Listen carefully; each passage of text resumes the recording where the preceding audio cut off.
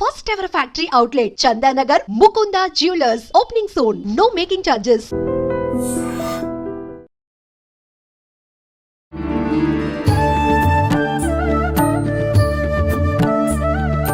నమస్కారం, welcome to I dream. ధర్మ మార్గం విత్ విజిత కార్యక్రమానికి స్వాగతం. ప్రస్తుతం మనతో పాటు ఉన్నారు ప్రముఖ ఆధ్యాత్మికవేత్త, జ్యోతిష్య పండితులు సుభాష్ శర్మ గారు. ఇప్పుడు గురుగారితో మాట్లాడి మరిన్ని విషయాలు తెలుసుకుందాం. నమస్కారం గురుగారు. శ్రీమాత్రే. గురుగారు, కొంతమంది జాతకాలు ప్రత్యేకించి చూసినప్పుడు వాళ్ళ పుట్టిన నక్షత్రాన్ని, సమయాన్ని బట్టి గజకేసరి యోగం ఉంది, వీళ్లకు అంతా చాలా శుభంగా ఉండబోతుంది, వీళ్ళ జీవితం అంతా కూడా ఎంతో ఎత్తుకు ఎదిగిపోతుంటారు, ఇలా చెప్తుంటారు. అసలు ఏంటి గజకేసరి యోగం? ఏవేవి కరెక్ట్గా ఉంటే గజకేసరి యోగం ఉన్నట్టు? నిజంగా గజకేసరి యోగం ఉంటే అంత ఎత్తుకు ఎదుగుతారా? ఏంటి దాని గురించి తెలియజేయండి. తప్పకుండా తెలియజేస్తున్నాము. ముందుగా ప్రేక్షకులందరికీ శ్రీమాత్రే నమః, శ్రీ గురుభ్యో నమః. నమో దేవ్యై మహాదేవ్యై శివాయై సతతం నమః. నమ ప్రకృత్యై భద్రాయై నిహతాం ప్రణతాస్మిత. గజకేసరి యోగం. మనకు గజకేసరి యోగం అనేటటువంటిది అత్యద్భుతమైనటువంటి యోగం. యోగాలలో గజకేసరి యోగము మనిషిని ఉన్నతమైనటువంటి స్థితిలో కూర్చోబెట్టేటటువంటి యోగం. ఇది జన్మజాతకంలో, అంటే మన పుట్టినటువంటి సమయంలో గురువు మరియు చంద్రుడు ఒక రాశిలో కలిసి ఉన్నప్పుడు దానికి గజకేసరి యోగం అని పిలుస్తూ ఉంటాము. ఈ గజము అంటే అందరికి తెలుసు, ఏనుగు అని అర్థము.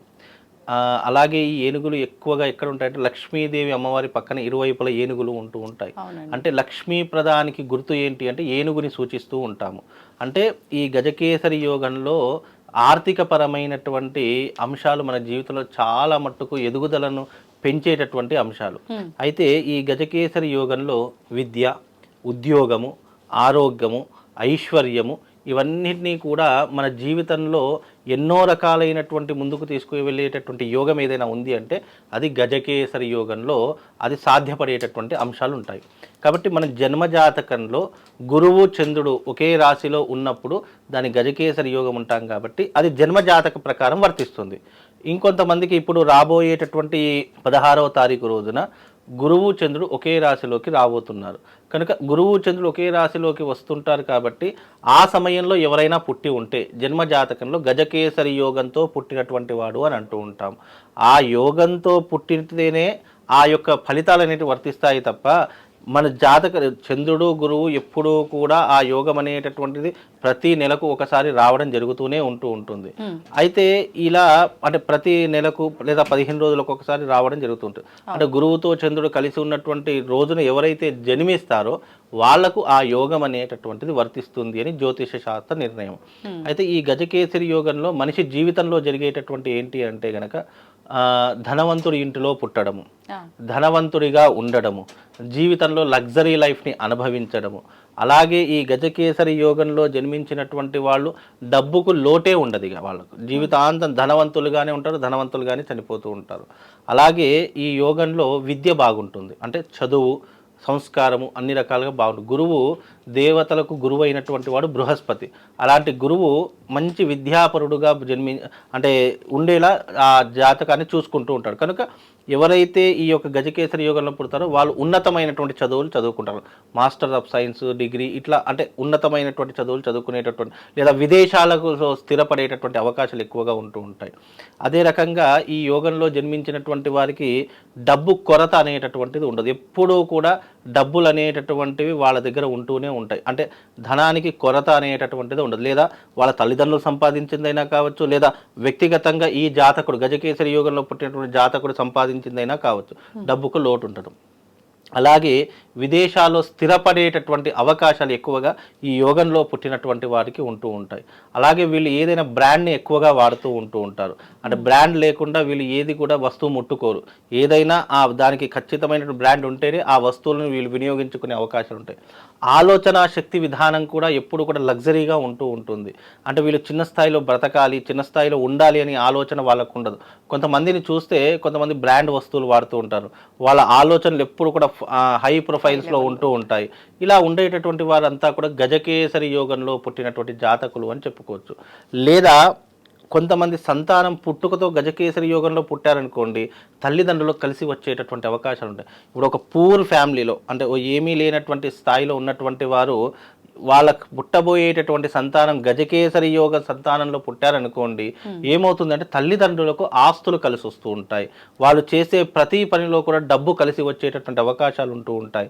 ఆ పిల్లవాడు ఎలాగైతే వృద్ధిలోకి వస్తున్నాడో, ఎలాగైతే పెరుగుతూ ఉంటాడో, వీళ్ళ జీవితం కూడా వృద్ధిలోకి రావడం, అభివృద్ధిలోకి రావడం, డబ్బులు అధికంగా సంపాదించడం, ఇలాంటివి జరిగేటటువంటి అవకాశాలు ఈ యోగం ద్వారా కలిగేటటువంటి లక్షణాలు ఎక్కువగా ఉంటాయని గజకేసరి యోగం. అందుకే యోగాలలో గజకేసరి యోగం చాలా అద్భుతమైనటువంటి యోగంతో కూడుకున్నటువంటి యోగం కనుక అందుకే ఈ యోగాన్ని చాలామంది కావాలని కోరుకుంటూ ఉంటారు.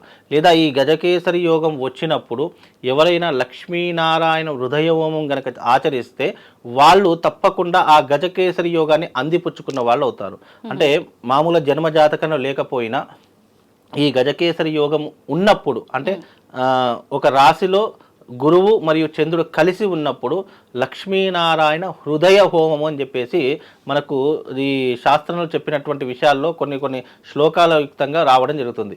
ఈ హోమం ఎవరైతే ఆచరిస్తారో వాళ్లకు గజకేసరి యోగంతో పాటు లక్ష్మీ కటాక్షం కలుగుతుంది అని జ్యోతిష్ శాస్త్రం చెప్పింది. ఇది ఎప్పుడైతే గురువు మరియు చంద్రుడు ఎప్పుడైతే కలిసి ఉంటారో ఒక రాశిలో అప్పుడే ఆచరణ చేసుకోవాలి. అది జ్యోతిష శాస్త్రంలో అది ఏ రోజు కలిసి ఉందో డేటు టైము ముహూర్తం అనేటట్టు నిర్ణయం చేయాలి.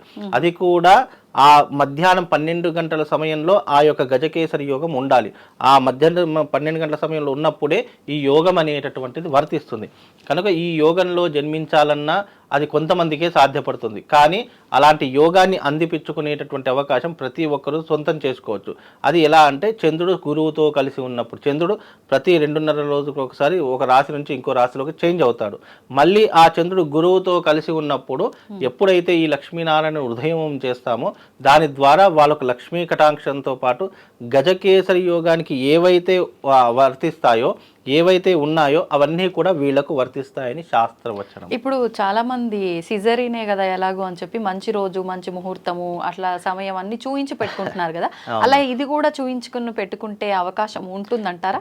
నేను ఆ సిజరీను ఈ ఆపరేషన్స్ అనేవి చాలా తక్కువ మాత్రం నమ్ముతాను. ఎందుకు అని అంటే భగవంతుడు సంతానం కలిగించేటటువంటి గడియలు ముందుగానే నిర్ణయిస్తాడు. అది ముందుగా నిర్ణయించిన తర్వాతనే మన నోటి నుంచి ఏ డేటు అని పలికిస్తాడేమో తప్ప ఇప్పుడు మనం అనుకున్న సమయానికి ఎప్పుడూ కూడా కొన్నిసార్లు జరగవు. అవి సిజరీన్ చేద్దామని వాళ్ళు 4-5 డేట్లు ఇస్తుండొచ్చు, కానీ ఒక డేట్ మేము చెప్పామనుకోండి ఆ డేటుకు అసలు కాదు. చాలా మటుకు నేను గమనించాను. ఒక 100 సార్లు అడిగారనుకోండి, అందులో ఒక 10-20 సక్సెస్ అవుతాయి తప్ప మిగతా 98 ఫెయిల్ అవుతూ ఉంటాయి. అంటే మేము అనుకున్నటువంటి సమయానికి అవి జరగవు. ఎందుకు అని అంటే కనుక సిజరీన్ అనేటటువంటిది ఏంటంటే అది ప్రకృతి సహజ సిద్ధంగా జరిగేటటువంటిది కాదు.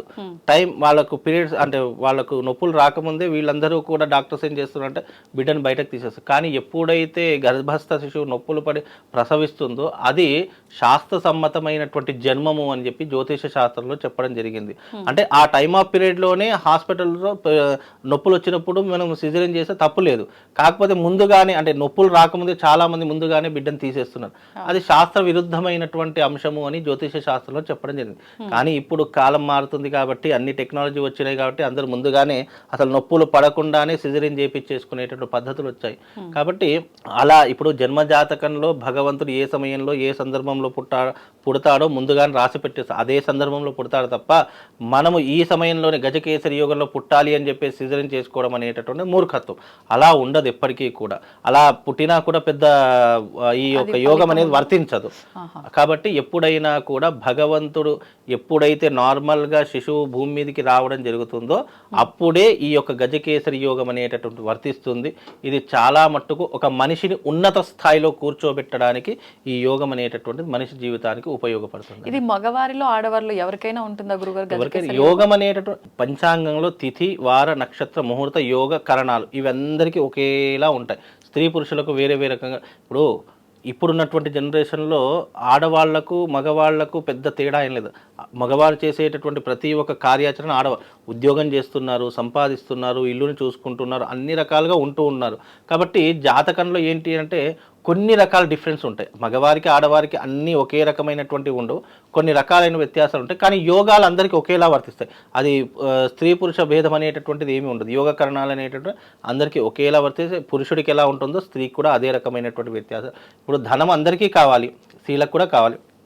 విద్య కావాలి, ఉద్యోగం కావాలి, అన్నీ కావాలి అన్నప్పుడు వాళ్ళ పురుష జాతికి ఏదైతే వర్తిస్తుందో స్త్రీ జాతికి కూడా అదే వర్తిస్తుందండి. ఇప్పుడు ఈ గజకేసరి యోగం కూడా అంటే వాళ్ళ లైఫ్ స్పాన్ ఎంతవరకు ఉందో అంతవరకు వర్తిస్తుందా ఆ యోగం అనేది, లేదంటే కొన్నిసార్లు చెప్తూ ఉంటారు జ్యోతిష్యులు మీకు పలానా సంవత్సరం నుంచి ఫర్ ఎగ్జాంపుల్ 21 సంవత్సరం వచ్చిన దగ్గర నుంచి ఒక 35 40 వచ్చే వరకు చాలా బాగుంది ఈ యోగం నడుస్తుంది అని, అలా ఉంటుందా గజకేసరి యోగం? లేదు, జన్మ జాతకంలో పుట్టినప్పటి నుంచే వర్తిస్తుంది. అయితే ఇది ఎలా ఉంటుంది అంటే, ఇప్పుడు సపోజ్ ఒక ఇంట్లో గజకేసరి యుగంలో ఒక అబ్బాయి పుట్టాడు అనుకోండి, అబ్బాయికి ఏమీ ఉండదు, కానీ ఆ అబ్బాయి పుట్టడం వల్ల తల్లిదండ్రులకు కలిసి వస్తుంది. ఇప్పుడు చాలా జీవితాల్లో చూసుకుంటే కొంతమంది సంతానం కలగడంతో వాళ్ళ యొక్క జీవితం వృద్ధిలోకి రావడం జరిగేటటువంటి అంశాలు చాలా మట్టుకు చూస్తాం. కొంతమంది అబ్బా నా బిడ్డ పుట్టడం వల్ల నాకు ఇంత కలిసి వచ్చింది, అయ్యో నాకు నా ఇంటికి కొడుకు పుట్టడం వల్ల నాకు జీవితంలో ఇంత ఆస్తి కలిసి వచ్చిందని కొన్ని సందర్భాల్లో వింటూ ఉంటాం. అంటే ఆ యోగంలో అంటే కొన్ని గజకేసరి యోగంతో పాటు చాలా యోగాలు ఉన్నాయి. కాకపోతే యోగాల్లో అత్యద్భుతమైనటువంటి యోగం గజకేసరి యోగం. ఈ యోగంలో పుడితే పిల్లవాడికి ఆరోగ్యం బాగుంటుంది, తల్లిదండ్రులకు ఆస్తిపాస్తులు కలిసి వస్తాయని ఈ యోగంలో ఉన్నటువంటి గొప్పతనం. కాబట్టి ఈ పిల్లవాడు ఎలా పెరుగుతూ ఉంటాడో వీళ్ళకి ఆస్తిపాస్తులు కలిగి వస్తాయి. పిల్లవాడికి 21 సంవత్సరాలు నిండిన తర్వాత ఆ యోగం ఇతనికి వర్తిస్తుంది అని శాస్త్ర నిర్ణయం. ఓకే, ధన్యవాదాలు. శ్రీమాన్.